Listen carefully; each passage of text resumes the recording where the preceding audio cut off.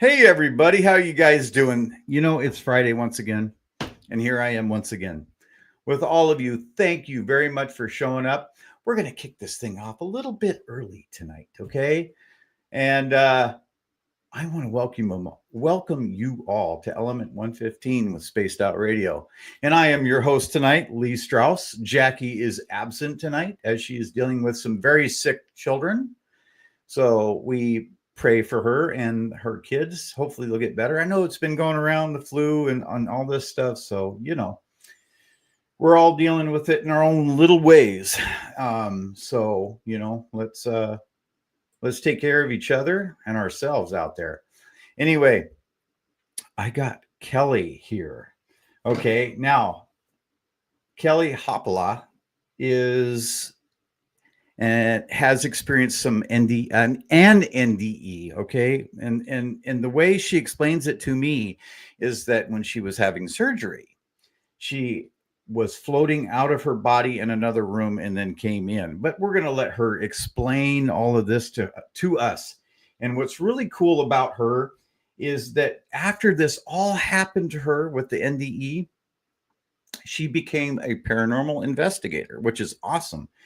And now, later on in life, she is, helping people with autism and dealing with that and in very incredible ways too. We're going to get into all of that and what she's doing with autism and helping children with autism and their parents and all of that sort of thing.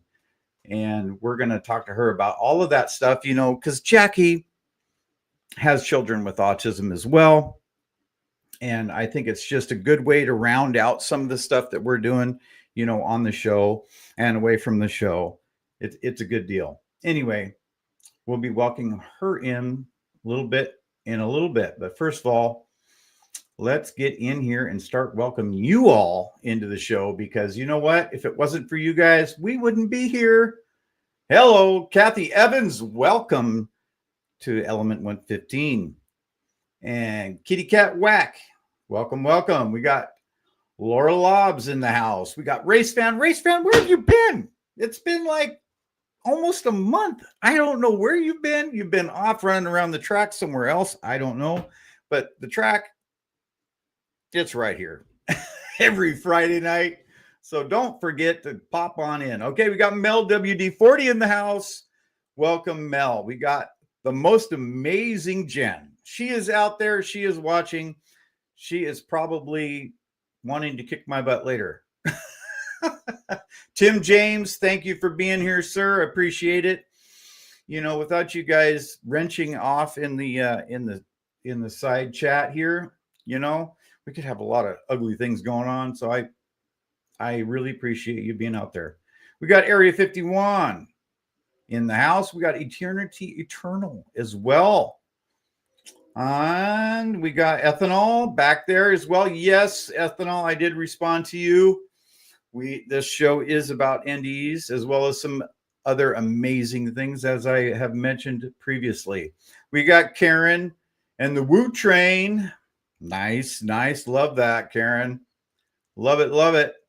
We got Deidre C. Of course we have Deidre C in the house. We got Cielo as well. Welcome, guys. Welcome. Thank you very much for being here. And I can't wait to start the show. We got Kurt M as well. And John, welcome. Jennifer, hey. And that seems to be about it so far. So let me tell you what. We will hit the intro. Then we'll bring Kelly on in to tell her story and learn more about her and the things that she does and the things that she's experienced. And it's going to be one heck of a story. So hold on to your seatbelts and make sure they're buckled, okay? Let's do that. Let's go.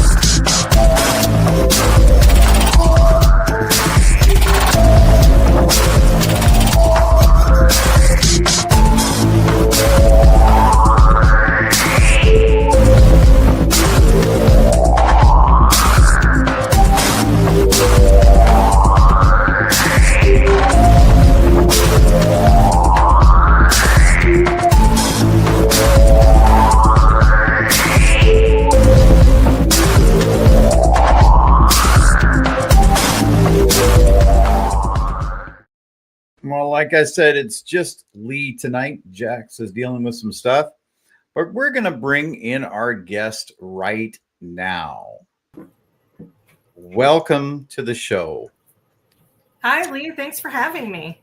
You're welcome. You're welcome. I am so glad to have you. You know, it was short notice, but I had two other people that were scheduled that both dropped out for this week. So I am more than thrilled to have you aboard. And you know, when I started this podcast, Jackie and I had started it, and I've always wanted to have somebody on to talk about NDEs because it's very near and dear to my heart, you know, and I haven't got to experience one, but I've always been interested in what happens to us when we pass away. And I know that you've got one heck of a story to share. And so I really like you to just kick it off and tell us how it began for you.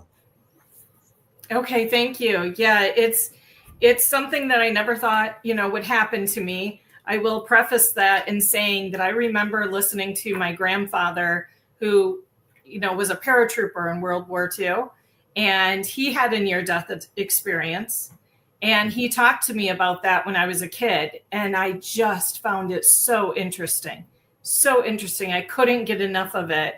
And then, years later, I was hit head on in a car accident. Should have never, ever survived at all. The engine came in my lap. The driver's side door crushed me. It was horrific, and they said in ER when I was there, if she survives, she'll never walk again. Like, it was bad. And days later, a week later, I had to have surgery to replace my hip. They couldn't do it sooner because of all the blood loss. So we wanted to make sure I was good and healthy, from all that trauma, and awake. It took me quite a few days to be awake. So I, felt strong. I felt comfortable. I had had previous surgeries in my lifetime, and, had tonsils out, and I'd had 3 hernia surgeries. Mm-hmm. So I thought, well, this is nothing. I'm going to go in. I'm finally going to be on the road to recovery. And I went in there, and next thing I knew, I was up at the top. I didn't understand how I was up above like everybody else I was seeing. And I actually at first thought I was back at college at CMU, Central Michigan University. And I'm like, wait, why would I be there? And I'm looking around and I'm like, this is a medical place. This isn't, and then I could hear them talking in the other room, and I peeked, and it was my surgical room. I could see, through the door that there was surgery going on, and it looked like me. Mm-hmm. And I can't tell you how I got in there. Like, I just know I easily went in there. And I pretty much was like, oh, there's no way I am dying on the table after everything I just went through. And I found myself back in my body. Now, before getting back in, I will tell you, it was a very peaceful feeling, very freeing feeling. I can't say I saw my life flash in front of me. I can't say I saw a white tunnel or anything, but it was just an incredible feeling.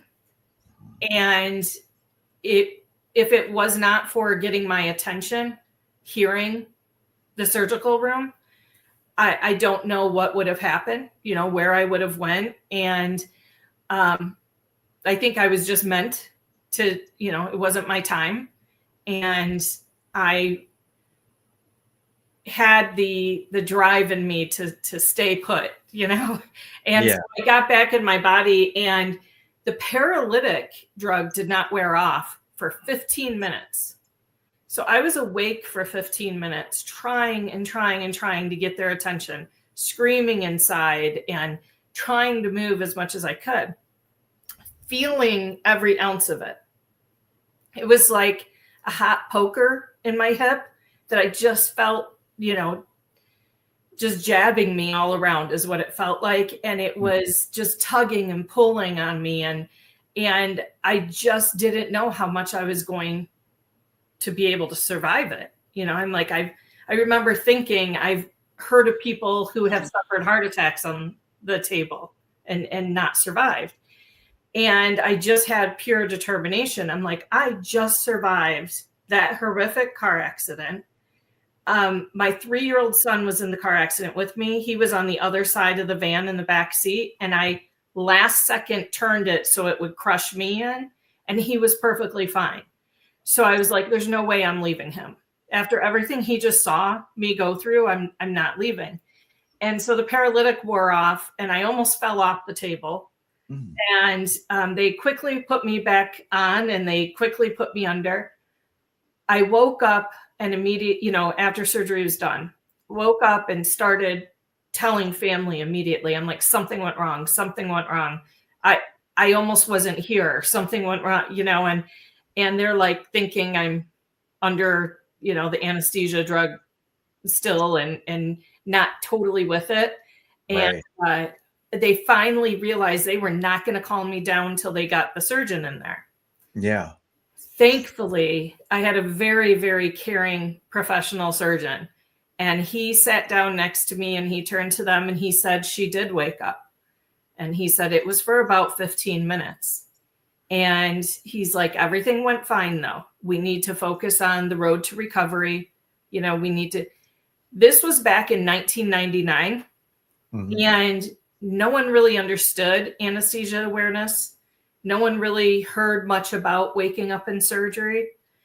And they didn't realize what it does, the trauma to you, PTSD, everything else, besides the fact that I felt crazy because no one understood. And because of how everyone acted about that, I couldn't really talk to my family or friends about the near-death experience I had. Like, besides the car accident that I should have never, all I remember is hearing the jaws of life and them ripping my legs down and out because they were just crushed to me. And I couldn't talk to anyone about it. It wasn't until years later that I started, discussing about that part of it. Real quick, I'll say that I always feel like everything happens to us for a reason in life, and it's how we look at it and our perception of it. Right. And I knew I was going through this for a reason, and I ended up crossing paths with someone on the Discovery Channel who ended up talking about it on TV a year later. I emailed them saying, thank you. I felt like I was going crazy. Thank you so much for speaking out. Next thing I know, the next day, they're flying me to the Today Show, and I'm the brand new anesthesia awareness campaign spokesperson. I did that for 20 years and helped get brain activity monitors in every hospital in the world, and helped write a Supreme Court brief on lethal injections and a humane way to do it, but also on how to treat patients and advocacy. So with that all being said, on the paranormal side of things, even as a kid, I grew up in an old house, and I would have things happen, but I was an Irish Catholic girl. And I always thought, oh, that's just the religious side of me. Like, something else is going on. Didn't really think anything of it, and nothing bad or nothing, but I found it curious. Some of the things I saw, the things I would hear, I can't even say I was scared. Mm-hmm. I was more curious than anything. But after my accident, it has been drawn to me a lot more. And I feel like my gifts that I've come to learn about have gotten much stronger. And I just have a closer connection. I'm not sure how else to explain it. That it would be like if I'm walking in a room with you, that's how I feel walking in a room with spirit or energy. And I don't try to say I'm a psychic or a medium. I'm sensitive. We all are sensitive to some point. I just feel like because of my experience, it has thinned the veil for me. Yeah. Yeah. And it's interesting too, that you've been through this NDE, and now, you're also a paranormal investigator. So there's something there. It's like you've got knowledge of what it is like on the other side, right? So I'm sure a lot of people in here want to know, why do people not go home? Why do they stick around for so long? Yeah, I mean, I agree with you on that question because it felt great.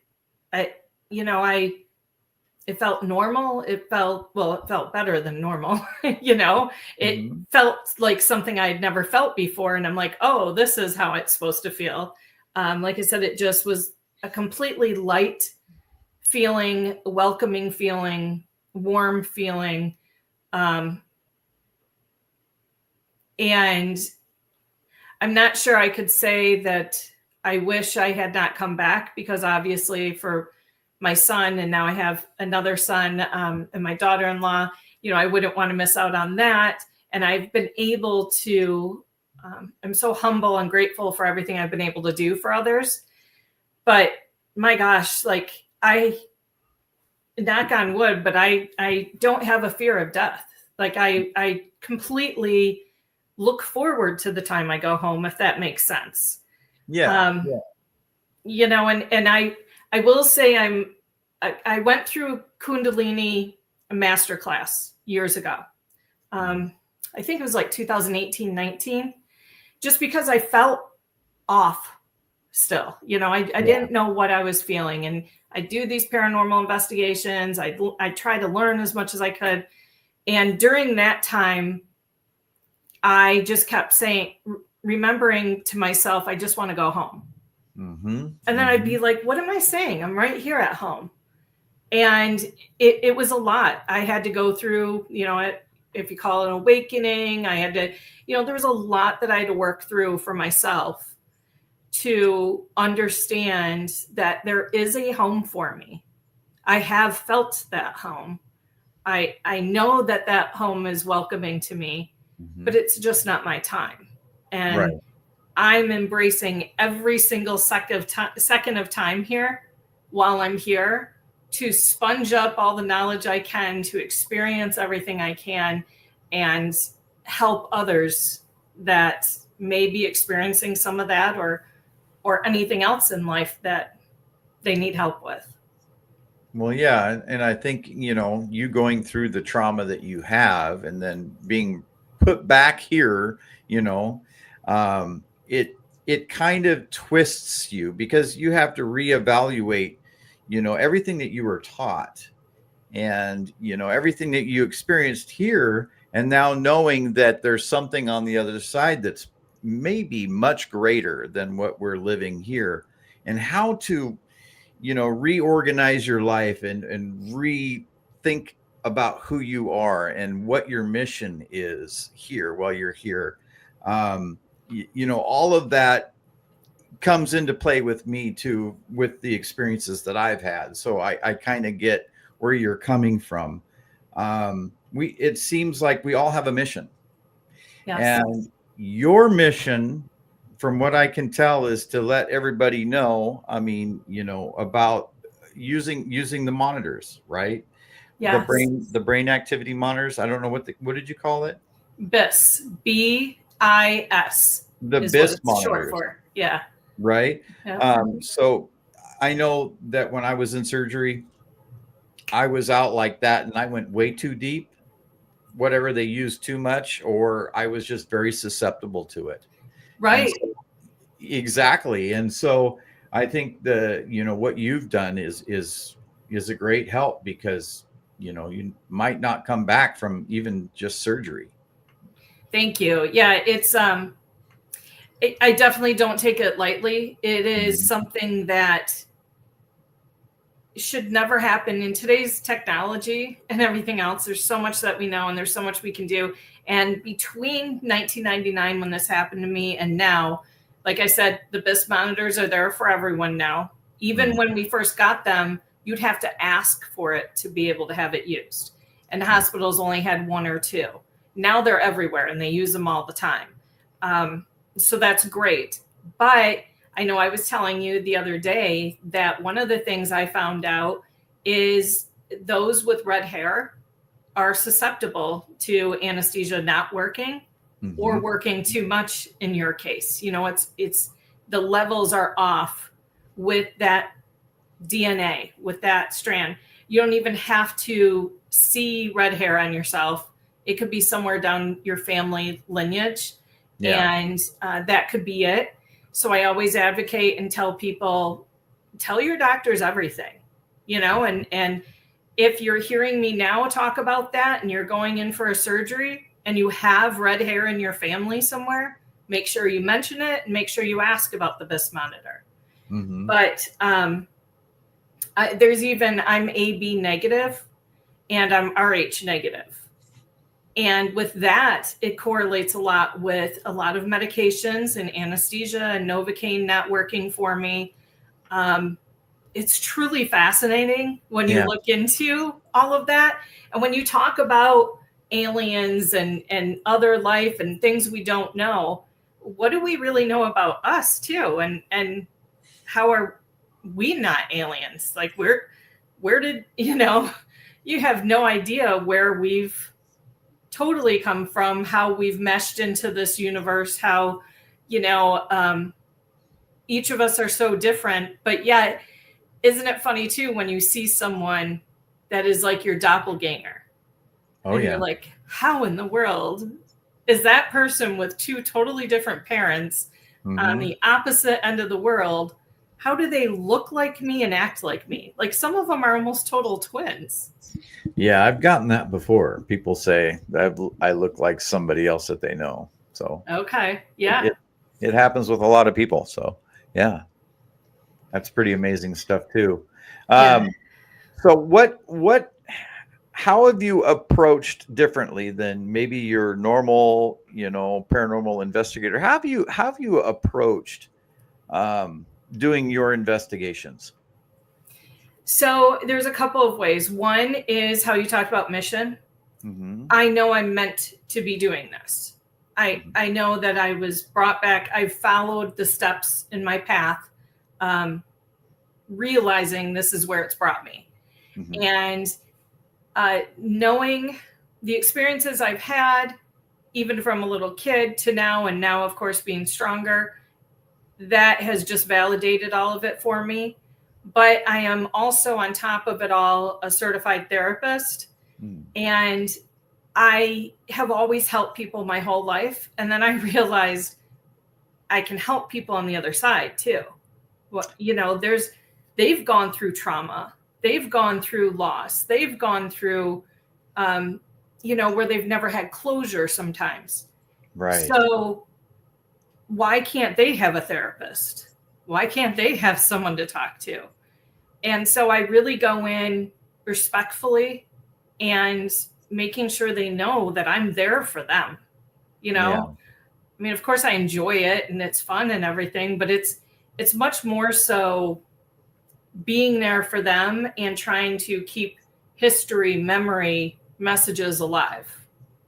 Yeah. So do you do think that there's a reason they hang around because they feel like they have unfinished business? I mean, that's the typical thing that's said, but now I'm just throwing it out there to you to see if you agree with that. I don't think it's just one answer, in my opinion. I think it depends on the situation, you know, how there's residual, there's, you know, all that. But I also firmly believe in timelines, in, you know, we're sometimes having different timelines webbed together or meshed together. And, you know, the running joke is, how do we not know that's another paranormal investigator in another timeline that we're hearing that's also trying to hear us? You know, like some people joke about that. But I am open to every possibility. And so there are times that you can, you know, kind of tell, okay, this is someone who lived here and doesn't want to leave. This is someone who loved this house or loved this place, or this person had something traumatic happen to them. and it was taken away from them and now they're there, or they can't find their mom, or, there's obvious reasons for a lot of them to be there. And there's obvious times when you can try to help them move on, and that's what I try to do, is make sure they know that they're heard and they're seen and they're understood. But I do think, whether it's even paranormal or alien or whatever the case may be, there are other instances there, entities and so that's why I feel like it's just not one answer or one belief that I have. I am open to all of it and do not go in being judgmental, or even like hearing about a story before you go into a place. I love the history of it all, but I also try to make sure that I'm not only looking at that one room that they talk about as a hot spot, or assuming that if they say Henry's in this house, I'm not assuming it's Henry. Like, I'll reach out to Henry, but I'm also saying, is there someone else here? We talk about native land under, many areas. Just because this house has been here forever, or this business, or there was a fire there, doesn't mean that whatever's there wasn't there long before all of that. Exactly. So the other thing that I would like to bring up with you, how, because this happened to you, do you think that you've become a magnet to the phenomenon because they know that you've passed over and now are back?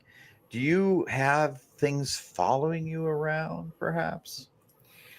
I do think that I am I like to try to think of it as a light. Even in people I meet on the street, living people, there will be people that'll feel drawn to me, that they can talk to me, or that I can help them. And I definitely feel the same thing with spirit. And it's much, much stronger since I had that near death. I will say too, and I'm kind of afraid to put this out there, I've had 2 accidents. And the second one, I luckily didn't have a near death, but I had a severe head injury and had neck fusion surgery. Oh. And even with the head injury, I have a best friend that I grew up with, and he lives in Florida, and we've always been close. And after that head injury, I was able to, my head would tingle, and I would know when he was about to call me. And there was so it feels like even more things were coming out and happening. And I feel like I was supposed to go through that for a number of reasons, that first accident and the second accident, and each time it brought out more gifts for me, or more understanding, or, however you want to say, scientifically, spiritually, whatever the case may be. I do completely feel like I have a connection, and I feel like they all, approach me and seem to connect with me a little more so maybe than some others. And it's something that I don't fear, but I'm very respectful of as well. And I'm not naive either. And I try to just, make sure they understand when I'm leaving somewhere, like we all do, you can't follow me home, you need to stay here. But I try to say, hey, I'd love to come back to visit you, just like how you're leaving a friend's house or anything. And I've worked on learning how to protect myself, but also learning how, we might have an emotion in a day. You might have at 2:00 today found yourself very irritated. And you're like, why am I irritated? There's nothing going on here to irritate me. Well, that could be where you're feeling spirit around you. You're feeling something else around you that's trying to make you aware of how they're feeling. And so there's lots of times that I'll be like, okay, if you're here and you're trying to make me feel this, I'm working right now. Can we do this later, or whatever the case? and I try to clear myself of that energy. Yeah, that makes sense. Yeah, and I'm a firm believer that the near death brought it closer to me, and that I have this connection of some sort. Mm-hmm. But it's crazy to me of how interested I was in it as a kid when my grandfather was telling me his story. Yeah. And I will tell you, I remember being slightly jealous of him. And that sounds incredibly strange. But after going through what I went through, I think there was a part of me that knew what home feels like before I felt a little bit of it. Have you ever had the sensation like you just knew what it's like to leave your body and go home, like what the process is in your own mind, even though you may not have gone all the way, you kind of some memory has been triggered within you. Is that what you're talking about? Yeah, and definitely, like, there's part of me that wants to get like hypnotized or something to see if I can remember more with it. I just know how I felt with it, but I find it strange that, like I said, as a kid, how drawn I was to the story. Why was I drawn to it? Did I either somehow know my mission, or know eventually I was going to go through it? Did I somehow remember what home was like before I came here? Or did I somehow know, like I said, I was going to go through it in the future, and that's why I wanted to hear as much as I could about it. It's just so fascinating. And I honestly could go down rabbit hole after rabbit hole just with myself on it. Yeah. So I try not to do that, but I just have a gratefulness about it all, an appreciation. And I will say too, for those that may be scared of death, I know in my situation, it was a horrible, horrific car accident. Like I said, engine up on me, driver's side door crushed. I do not remember that at all. Like the second before it hit me, I was gone. So it, if that's comforting at all, there wasn't, it's almost as though I was moved away for a little bit while that was happening. Yeah. Yeah. And then was brought back. So I think that, I'm probably not the best one to explain it, but I just know it is effortless. Mm-hmm. It is comforting. It's something that there is no fear. There is no, anything like that. After, I came out of surgery, the long time I had to learn how to walk again, everything else. During that time, there was times that I just laid there remembering everything I went through, and just, first of all, why was I brought back? And I know all the good that I've done since then, but it's almost like survivor's guilt. Yeah. I see someone else who's in a car accident not as bad as mine, and they're gone. Why? Why did that not happen to me? It's just crazy to think about. Like I said, you could drive yourself insane if you really, really go down it. But I accept it. I accept what happened to me. I accept where I am right now. And I'm here to listen and talk to anyone who needs it. Mm-hmm. And that's the best that I can do, and just continue to be a sponge learning at all times.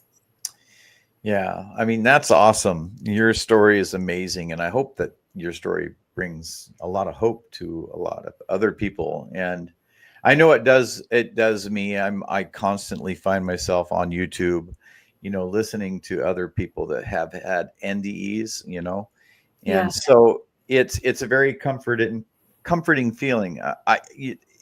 I know in the back of my brain, like, that everything is going to be fine, and this is the way it's going to be, but it's nice to hear, Oh, yeah. It's nice to Yeah. hear every once in a while. So, I hope that helps a lot of people out there.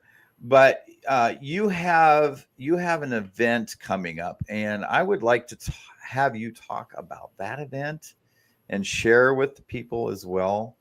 I think it's a very important thing that you're doing, and yeah, just Thank kick you. us off with that. Okay, so my event is called ParaVenture. It's on all social media under ParaVenture. There are links for it there. It's under my company, which is Own Your Path. And sorry, I'm losing my AirPod here. Own Your Path is about helping people, like I said, in their life with everything. So what ParaVenture is autism is near and dear to my heart. It is one of the parts of my mission. It just has always followed me in life where I've helped out people in some way, shape, or form with it. And I finally had some really tough experiences for some families that I was like, we need to do more. There's not enough going on for them. They need more resources. They need more help. They need more education. And I found in the paranormal world, first of all, we have an amazing community.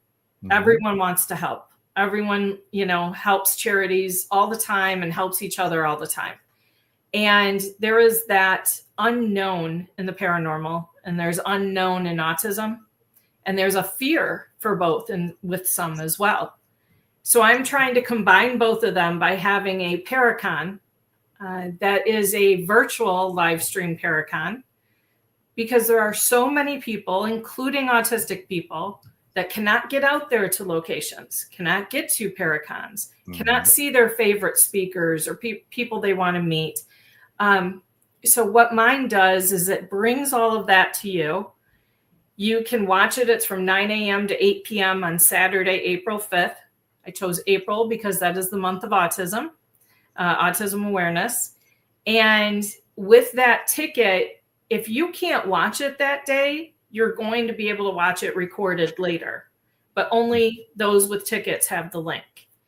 I'll have a schedule out soon so people can know when they can try to hop on, but we're also going to have 2 to 3 locations being shown where they get to go on a tour and they get to go on a quick investigation with that location. And we're going to have some vendors during it, and we're going to have a lot of fun, big giveaways as well. So I'm just so excited about it because the charity is Autism Alliance of Michigan. I'm doing that with my home state here first. I would like to make this an annual event where I'm helping other states as well. Mm-hmm. And all of the proceeds go to help Autism Alliance. Nice. Can you tell us about some of the guests that you're going to have? Yes. The world-renowned MJ Dixon. She is a UK producer, paranormal investigator, and she is from South Africa. And she just produced one of the Ghost Adventures shows. Mm-hmm. But she's had her own show. She's done a lot. She has amazing Sage Paracons as well here in the US. Then I have Dave Schrader. Dave Schrader was on Holzer Files. He has his Paranormal 60 show. And there's a new show coming out that's similar to Holzer Files that him and Shane Pittman, who is also one of my speakers, will be on with Beacon TV. That is a brand new streaming platform that's also on Roku and on an app. And Shane was on, what was that, 28 Days on Netflix, where you have to stay in a place for 28 days. Jeff Ballinger is one of them. He is the only and first researcher on Ghost Adventures, but he is so much more than that. He's an amazing, funny, great guy. And then Nikki Folsom, she's going to be talking about the dark side of the Fae. And Nikki's husband, Eric, works with Dave Schrader. It's a great connection there with all of them. And Nikki's amazing with everything she does as a medium and understanding that side of the world with fairies and fae and all of that. Larry Eisler is going to be on. Larry talks about anything and everything. I'm so excited about the speech he's going to be giving. And he's been on numerous shows as well. So has Sarah Lamos. She is a well-renowned medium. She will be on. Kim Sage will be on. She's a medium. She is at the Bell Plantation in Virginia. Oh, and then M.I. Paracon. I don't know, for those that are familiar with our big Paracon that we used to have here in Michigan. We just had the last one this year. Brad Blair and Tim Ellis ran that. And gosh, I think it was 17 years they did it. And they are going to be speakers on my event. I feel like I'm missing someone else, but it's an amazing lineup. Richard Estep. Richard has written probably 40, paranormal books. He was on haunted hospitals, amazing guy. So yeah, it's going to be fantastic. I'm just so thrilled to have all of these people. And surprisingly, all of them have been touched by autism in some way, shape, or form, really close to their families too. So they were so excited to sign up for this. I'll say real quick too, we're going to have in my hometown, Bay City, Michigan, a live showing of this event on the big screen at the local theater, State Theater. So we're going to have a live audience there, and we're going to have some of the para celebrities from Beacon TV there to meet and greet with them. Nice. Well, it sounds like one heck of an event. Holy cow. Even there's names here that I know too. So, Shane Pittman and, David Schlater. Yeah. So there's names that I recognize, which is really cool. Wow. I don't know what to say about that. I was going to say, I'll say too, Beacon TV is one of my sponsors. And I was on, Shane also has a show called Streamers. And I'm sorry, Searchers. And I was on their episode this year, the first one on Beacon TV. Yeah. And I'll be on another episode with one of the other shows, Para with a Normal as well. But they have offered to live stream the event. So they're going to be doing that for me. And a lot of their subscribers to Beacon TV are going to have access to that as well. So it's just, I cannot believe how much everyone's coming together. And there are VIP tickets for $50, which enters you into all the giveaways.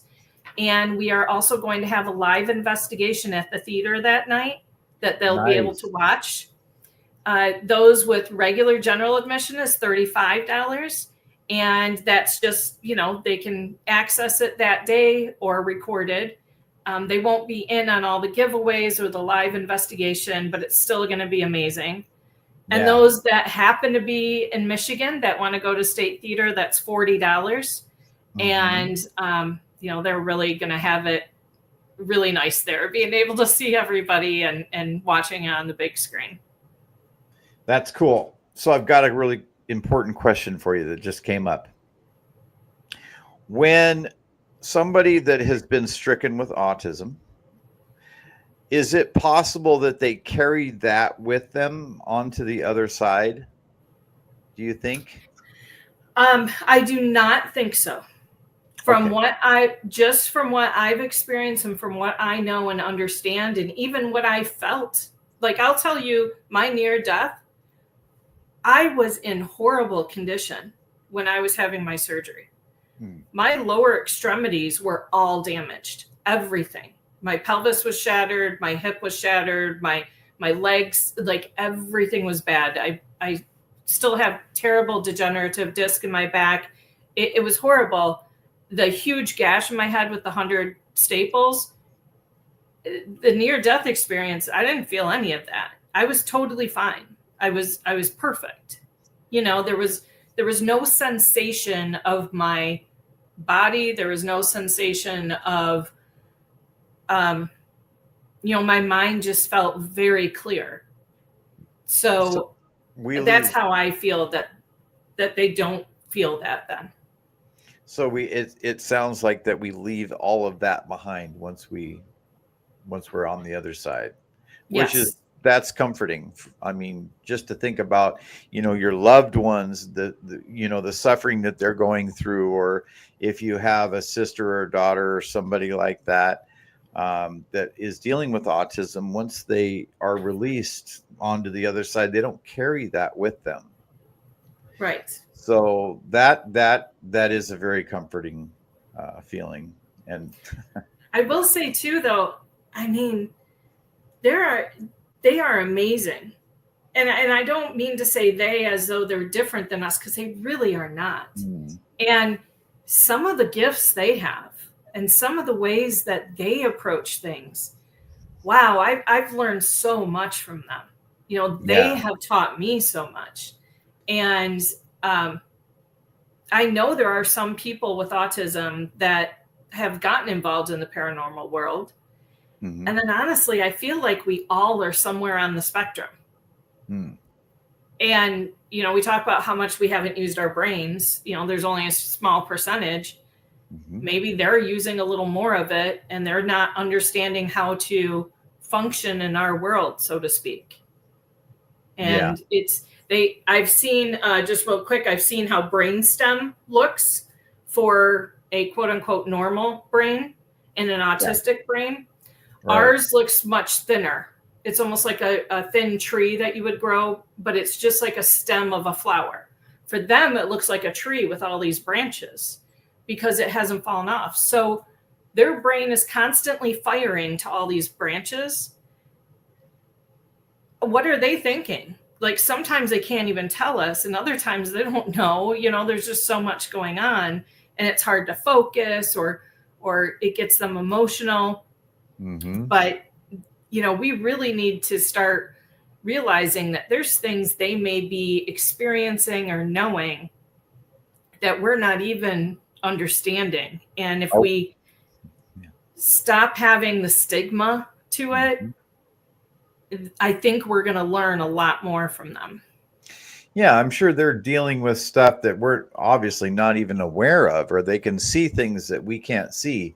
Even if, like, you think back to Albert Einstein, he had a serious case of dyslexia. Yes. He couldn't tie his shoes, but his mind, holy cow, right. The things that he could think up in his own mind, that sort of thing. You might be lacking in one area, but in another area, you are, a rocket to the moon, basically. So, definitely give people like that have a disability. They probably are smarter in some ways than you even know. So right. And we need to, just because they're different than us doesn't make them different.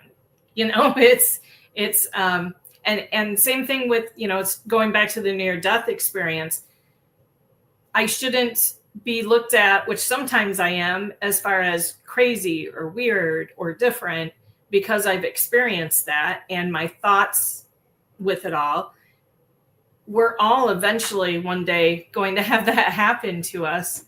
And isn't it great to be able to hear from those that have had a touch of it and how they've experienced it? And I think if we just start having a little more of an open mind to everything in the world, it would be a much better place. And I think we'd be surprised by how much we'd learn.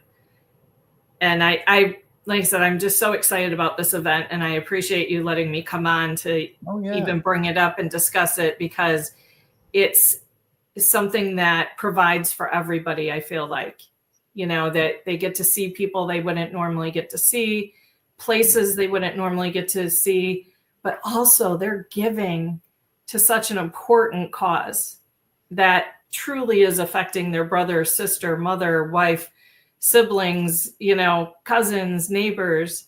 There's just so many of us that are dealing with it. Well, I like the fact too, the thing is you're not just giving, you're getting something in return as well. So, and what's better than an experience like that, right? So kudos to you for coming up with it. That's fantastic. Thank you. You're welcome. Do you find that there's a stigma at all with people that have experienced NDE? I do. I do with some. Um, I think obviously there's a lot of people that don't believe. Hmm. There's a lot of people that think you're dreaming, that you're imagining, whatever the case may be. And I truly feel bad for those that think that way, because I feel like there's some sort of insecurity or fear there. Hmm. And so I try to take that with a grain of salt and not be upset or anything when they do that, because like I said, I just send them light and love and feel bad for them, because there's so much more out there than we know. And yeah, I mean, like I said, when I was coming out of surgery, I saw how upset and misunderstood my family acted towards me when I told them I woke up in surgery. Yeah.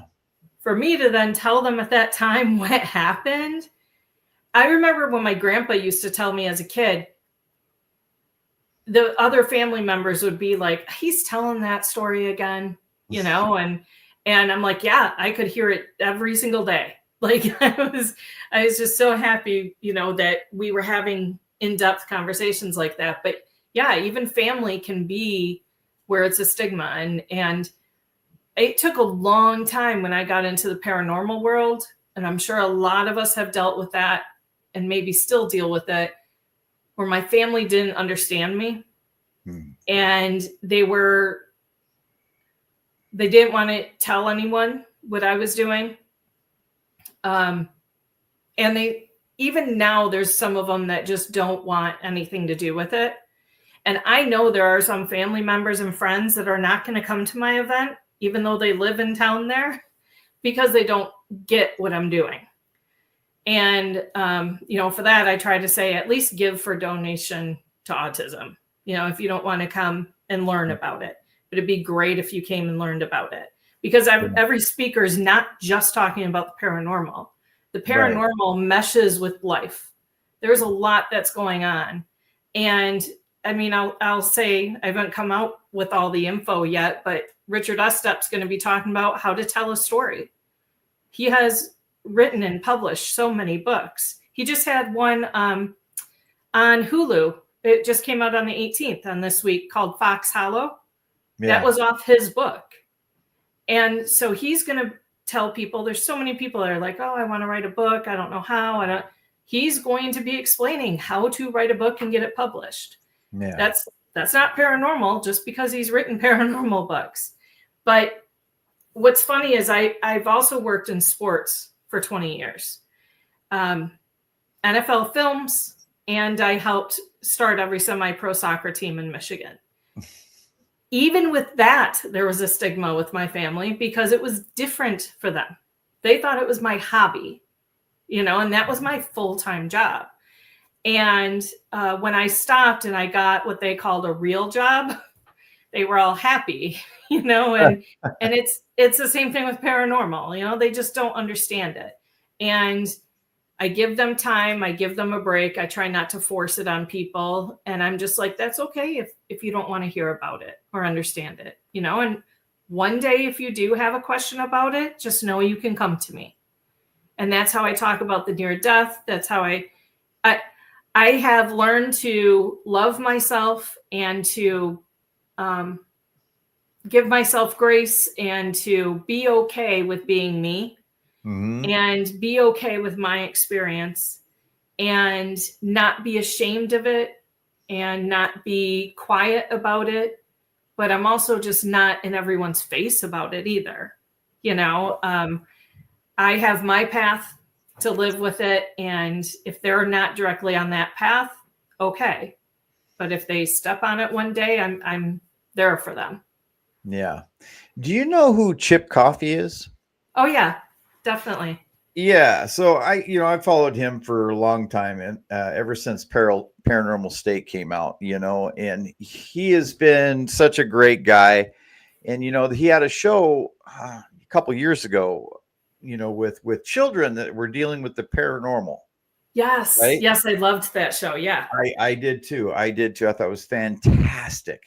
But my thought is with children with autism, they're, you know, they must be seeing there, they probably are seeing a lot of these things. They're probably so keyed into a lot of this stuff, Right. you know, and I'm really bringing this kind of back to Jackie's kids because they have, you know, they're very high functioning, Yes, high but functioning. Yeah.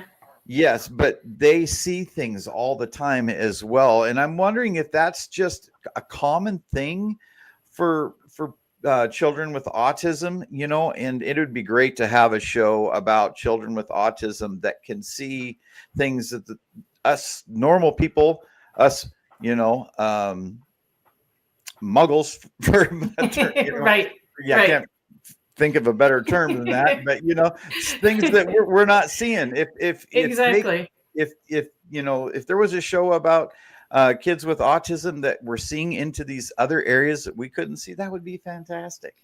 Well, it's funny you bring that up. You had asked me earlier, I think backstage, about a podcast, if I have one or if I'm going to do anything.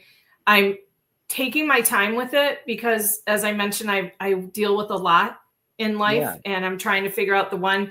But I am this weekend actually filming a quick episode that is in correlation with my event about someone who's been an amazing paranormal fan and investigator, and her granddaughter is autistic.